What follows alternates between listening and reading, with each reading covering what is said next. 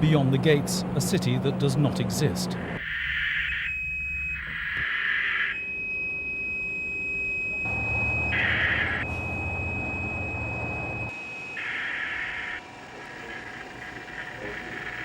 The arms race started here.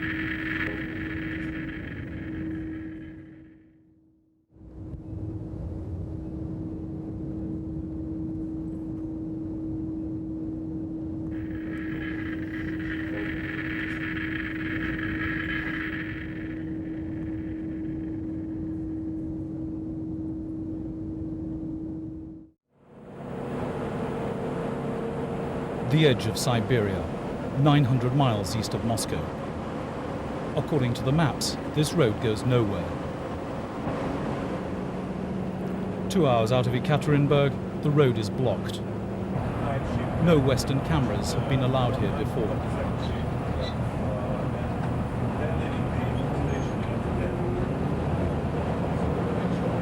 Beyond the gates, a city that does not exist.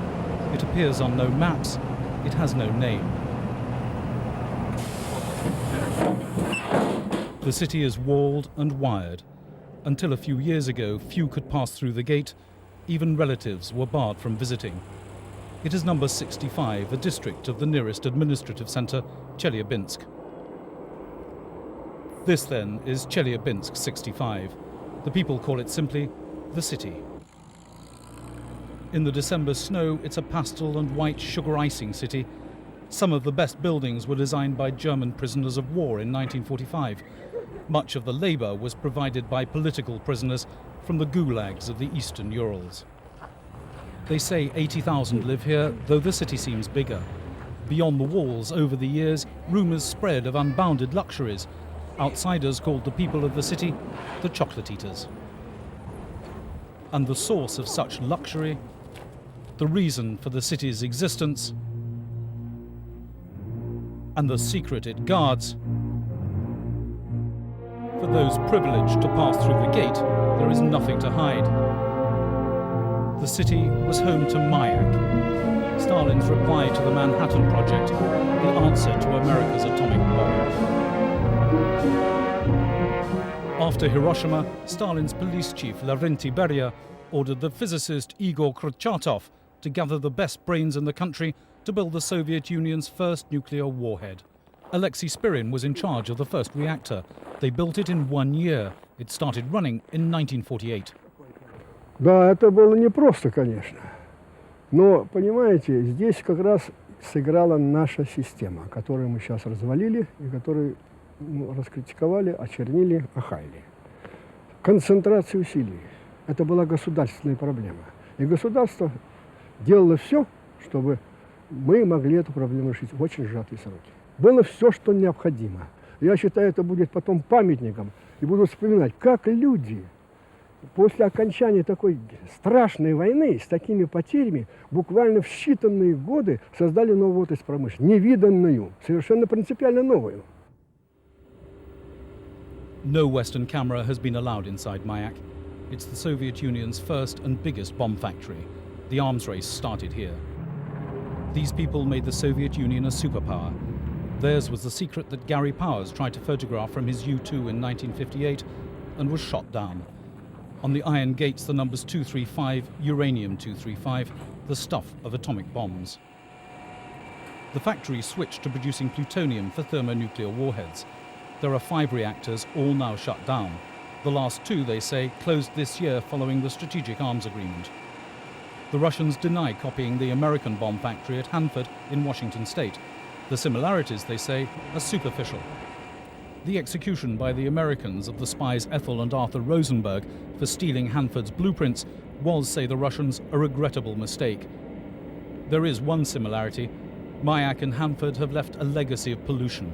In the early days of the arms race, few cared what happened to the nuclear waste.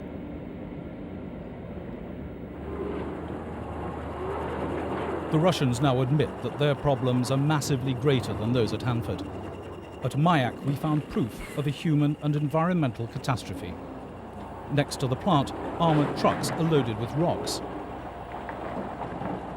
Mansour Abdulin and his team are dumping them in a lake called Karachai, half a mile from the plant. A ride in these trucks is a ride into a post-nuclear hell. We're taking a load of rocks down to Lake Karachai now. We've just loaded up at the dump. We're in a lead-lined truck. The glass is lead. There's lead all over the roof, down the sides, 5 tons of it and all. Yet with all this shielding, we're told we've got to be down there, we've got to get the rocks off and back in about 12 minutes, because the radiation down here by the lake is so high. Outside the core of a nuclear reactor, this is the most radioactive place on Earth. Beneath the ice, a lethal cocktail of strontium, cesium and plutonium. Until the 50s, nuclear waste was dumped untreated into the water. There are 120 million curies of radiation in this one small lake, 2.5 times the amount released in the Chernobyl disaster. They're filling it in because in 1967, wind blew radioactive sand from the shore across miles of woods, fields and villages. The driver's overalls are no protection against radiation.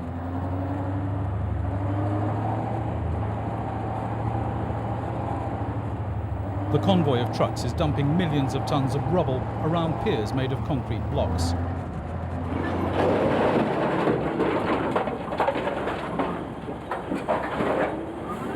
The time limit at the edge of the lake is 3 minutes. And I hope the engine doesn't break down. Just having a little difficulty getting into gear here, but I'm sure it'll work.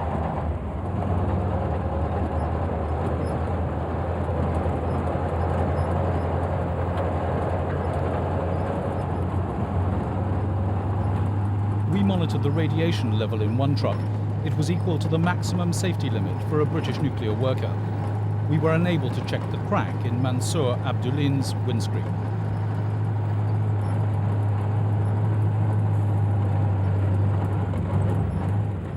A year before Gary Powers tried to photograph Mayak, there was another disaster.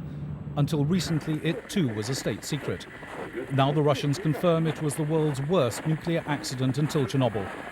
The radiation count rises as we near the site of the disaster. Waste from the reactors was stored underground. These are the ventilation pipes. Control systems failed. The waste dried, leaving an explosive mixture. At 4:20 on the afternoon of September the 12th, 1957, tank number 14 exploded with the power of a kiloton bomb. Inside, 80 tons of nuclear waste from the plutonium plant. This is the spot where the explosion happened 34 years ago. The tank was buried underground here. The explosion was so enormous it ripped the top off the tank, the concrete and steel top, and a radioactive plume rose thousands of feet into the air. 20 million curies of radiation escaped, just under half that released at Chernobyl. The shattered lid is still intensely radioactive. 18 million curies landed on Mayak itself, contaminating roads and laboratories. 2 million curies rose in a plume a kilometre high and were blown across the countryside. The cloud was visible for miles around. Ivan Tepliakov was working as a student in a village nearby. Приехал сюда на велосипеде. Значит, был мощный взрыв, сильный взрыв. Значит, он не похож был на другие. Значит, была даже какая-то ударная волна. Значит, задребезжали, стекла. Значит, через минут примерно 30, значит, может даже чуть побольше, появилось облако, примерно вот в этом направлении. Сделало след наподобие сигары-образной формы, но немножко искривленной. The prevailing wind blew the cloud away from Chelyabinsk 65, the cities of Chelyabinsk, Kyshtym, Ekaterinburg and Kamensk-Uralsky, but it contaminated a swathe of land more than 300 kilometers long and 50 wide, 20,000 square kilometers or 8,000 square miles in all. Radiation levels reached 4,000 curies in the worst area. Today it's down to 500 curies. A hint, perhaps, of a nuclear winter. These fields were covered with strontium-90, cesium-137 and a cocktail of other isotopes. 10,700 people were evacuated. 23 villages were bulldozed into the ground. 9,000 tons of food were destroyed. Thousands of animals were slaughtered and buried. Only now, after the topsoil has been stripped away, are the fields becoming fertile once more. Nearer the center of the tract, keep-out signs. The radiation area is still a forbidden zone. The snow acts as a shield against the worst of the beta rays in the soil. 100 curies per square kilometer.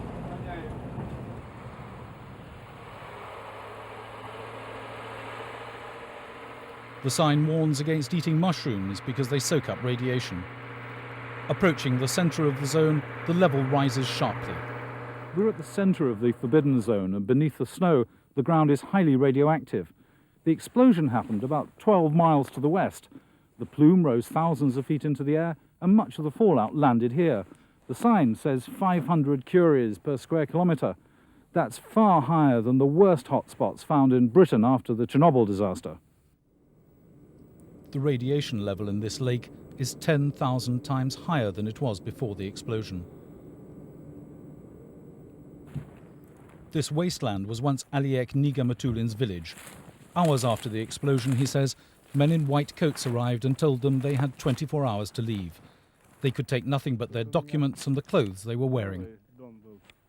А утром, когда загудели, эти машины подъехали, тут сразу как залпом слезы, все плакать. Не желаю никому. Такие дела было. Some of the villagers suffered doses as high as 100 rems, enough to cause radiation sickness. The authorities insist no one died as a result of the explosion.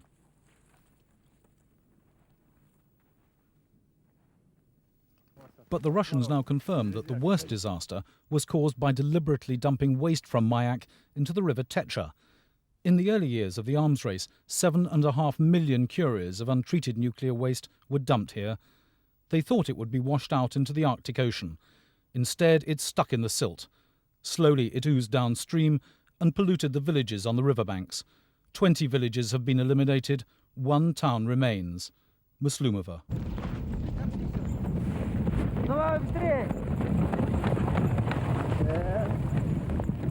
50 kilometers downstream from Mayak, the remnants of a fence on the frozen banks of the Techa. There are no warning signs.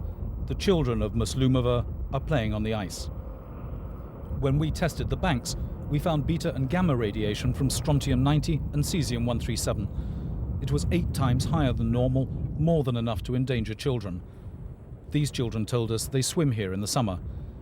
The authorities have confirmed 935 cases of chronic radiation sickness among those living on the banks of the river, an increase of at least 40% in cases of leukemia, and a rise in the number of babies dying. More people are complaining of pains in joints. Doctors say this could be caused by drinking water contaminated with strontium-90. The hospital in Chelyabinsk, which is caring for the people of the Techa, is short of beds and drugs. Но когда мы смотрим всех облучившихся людей в верхнем течении реки Течи, получивших большие дозы, то оказывается, что у них в 2 раза чаще заболеваемость лейкемией, чем у необлучившегося населения. Примерно в 2 раза чаще была смертность от врожденных уродств у тех детей, которые облучились инутеро. На голове шишек, полная голова шишки. И еще есть и шишки. Мы в реке жили, и там мы брали воду, рыбу ели. Никто нам ничего не говорил. Until recently, doctors were forbidden from using the word radiation in their diagnoses. Mayak's director now says he regrets the years of secrecy. И другие вещи. Мы сегодня открыто говорим о той экологической обстановке, которая сложилась за 42 года деятельности оборонного предприятия.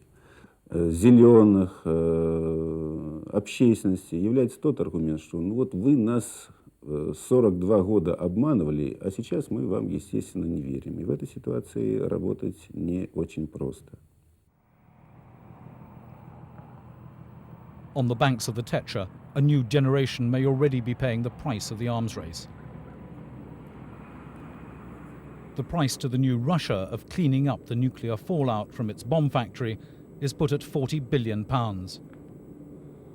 In opening the gates of the secret city, the Russians are seeking cooperation from those that Mayak was created to destroy.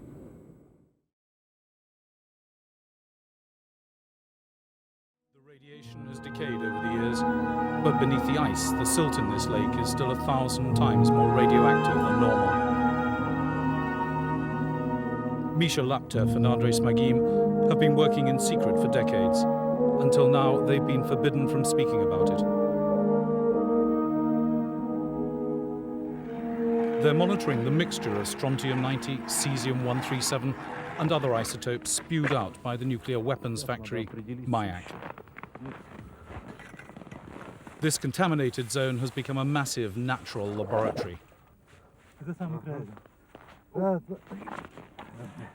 Studying the effects of radiation on the environment and on humans.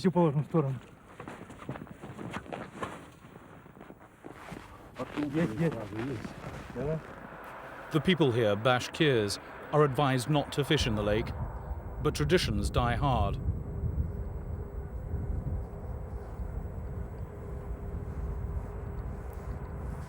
The wiser fishermen avoid those which feed in the contaminated silt. In the laboratory where the frozen silt is tested, there are samples from somewhere far worse. Shells from a reservoir on the river Techa. Brian East, a radiation specialist, is here to monitor our exposure to radiation. We asked him to test the shells. I've not seen anything as radioactive as this. These are very radioactive indeed, as you can see. If I just do the test again. It's actually sending my monitor here off scale onto alarm.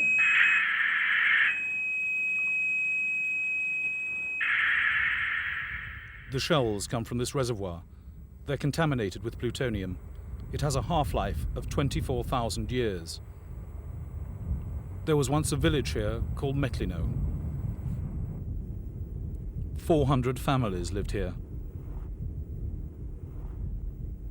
Valentin Korshamnikov was a child when the whole village was evacuated in 1956. Мы знали, что из-за воды, почему вода виновата, мы, как говорится, толком не знали жители данной деревни. Так, были случаи, женщины, там белье полоскали, бывало, что. Я в речке хорошо наполоскалась. And then I hold the meters up. You can see them going up, and that's right, and that's the radioactivity coming from the lake. So what sort of levels are you getting? Well, in this area, this would be more than a radiation zone in a nuclear reactor in the UK, at this point here. So what would it mean for the people who were living here? Oh, clearly, you couldn't live around here. I don't think, for instance, you could bring your children up here in a place like this. It's just not on. It's just not possible to do that. 1,000 people were living here in the village of Metlino when Mayak first started producing plutonium for nuclear weapons. The reactors are only 5 miles away across the swamps. The people here didn't know it, but the waste from the plant, the radioactive waste, flowed down the river Techa and straight into their watermill.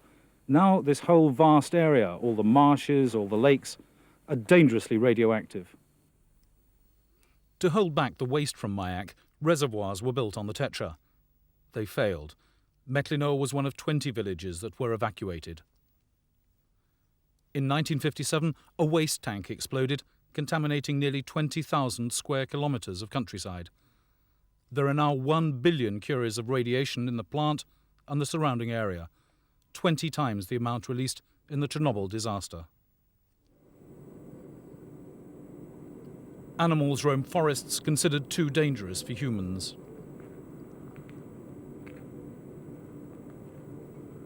The sign warns this area has been declared a radiation reserve.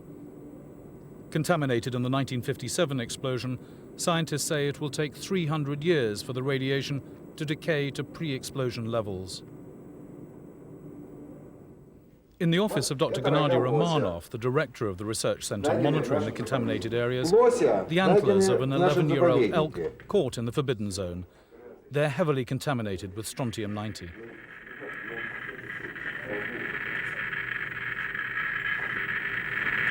it's about 200 counts per second on this meter. 50 times the sort of lab level that you would have to do something about it. Ну, это немного, немного. 200 распадов в секунду, 200 распадов в секунду. Это немного. Но ведь надо еще учитывать, что это излучение стронция-90, это бета-излучение. Мощность дозы излучения ослабевает пропорционально квадрату расстояния. Поэтому можно безболезненно здесь вот садиться, и я считаю... Смотрите здесь. Uh-huh. No radiation. Nothing. Yeah, right. Нету радиации, нету. Background. No, phone. Uh-huh. Background. Background. Yes, background. Background. Yeah. Yes. Uh-huh. Так что облысеть нельзя.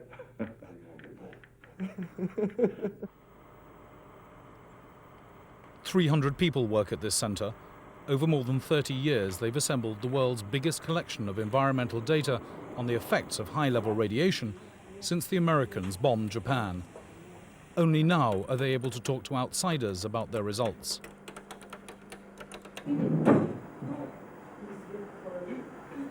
Eighteen of the centre's scientists were sent to Chernobyl after the 1986 disaster.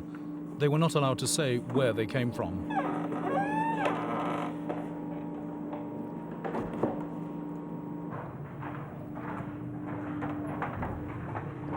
In the centre's animal sheds, pigs are given food grown on contaminated fields to find out how much strontium and cesium reaches the meat. The knowledge gained here could have helped Britain's farmers to reduce levels of cesium in sheep feeding on grass contaminated by fallout from Chernobyl. Some are dosed with radioactive cocktails containing plutonium to assess the effects. The plan is to turn these laboratories into an international research centre for scientists to study the effects of radiation, but money for research is running out. With inflation running at 3% a day, Romanov decided to give everybody a 1,000 ruble bonus, an extra month's pay, just to buy food. Now he finds he has a deficit of 400,000 rubles. Значит, у нас может быть только один источник покрытия, это, значит, нам область обещает в счет программы реабилитации выплатить там предприятию несколько миллионов рублей, и вот мы на них каким-то образом рассчитываем подспудно. Если нам эти деньги не выплатят, мы с вами вот идем с протянутой рукой по миру. The institute set up in Chelyabinsk to treat the people suffering the effects of radiation from Mayak faces similar problems.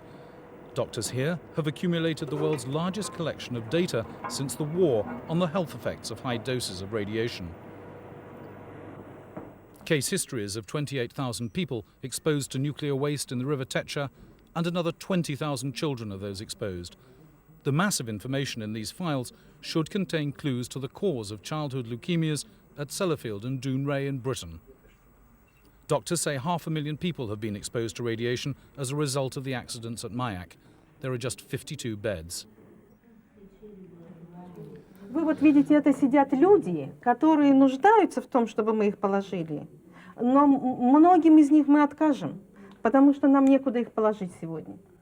Мы нуждаемся в медицинской аппаратуре, которая позволит ставить своевременно диагнозы рака, опухоли, потому что это самая большая проблема в отдаленные сроки после облучения. In the villages around Mayak, parents fear for their children. There are 18 documented cases of childhood leukemias and tumours of the brain and bone. Doctors say more may appear now the files are no longer secret. These mothers were all children at the time of the 1957 explosion. Feikana Kodunova remembers running barefoot through contaminated fields. Her 12-year-old son Dennis has bone cancer, rare among children. Куда я только не обращалась, к Ельцину, давала телеграмму. Ходила к Фетисову, начальнику комбината «Маяк», просила инвалюту, не дал. Мне никто не помог. Как я была лишена детства, как я была лишена всего, так и сейчас мои дети расплачиваются за этот взрыв. The people of Mayak have paid dearly for the knowledge they have gained. They cling to the hope that some good may come of it. The military no longer wants their plutonium, and the 5 reactors have been shut down. The only thing left to sell is their experience in working with radioactive waste. A consignment of used fuel from a Russian civilian reactor arrives at Mayak. During the Cold War, the plant took irradiated fuel from Soviet-built reactors throughout the Eastern Bloc to extract plutonium. Like its counterparts in the States and Britain, Hanford and Sellafield, Mayak is now storing tons of highly radioactive waste that nobody wants. Russian sources say that if Mayak shows that it can store the waste safely, its future might lie in the highly profitable business of taking nuclear waste from other countries. Если мы вместе и совместными усилиями не сможем показать общественности, пусть то общественность Англии или общественность нашей страны, нашей России, то нас ждут большие трудности. As the visitors' book shows, a team from British Nuclear Fuels was here in May. They noted many areas of similarity between Mayak and Sellafield. Areas of collaboration have been defined under a protocol agreed in Moscow. The book is signed by 4 senior managers. BNFL has told Channel 4 News that the deal covers technical cooperation over the entire nuclear fuel cycle, from manufacturing to reprocessing. Мы бы хотели иметь конкретные соглашения по совместным разработкам и отработкам как процессов отверждения высокоактивных отходов, так и процессов окончательного их захоронения в глубинные формации. Мы хотели бы иметь соглашение и по реабилитации ранее загрязненных земель. BNFL is aware of the sensitivity of the deal. It comes at a time of international concern over sales of nuclear material and technology to the Middle East. But as the specially prepared brochure shows, the firm is keen to sell its services to the Russians. Sources say the deal could be worth millions. A second team from Sellafield will visit the plant next week. The Soviet Union's former bomb factory, it is suggested, might become an international nuclear laundry. Andrew Veach, ITN, Mayak.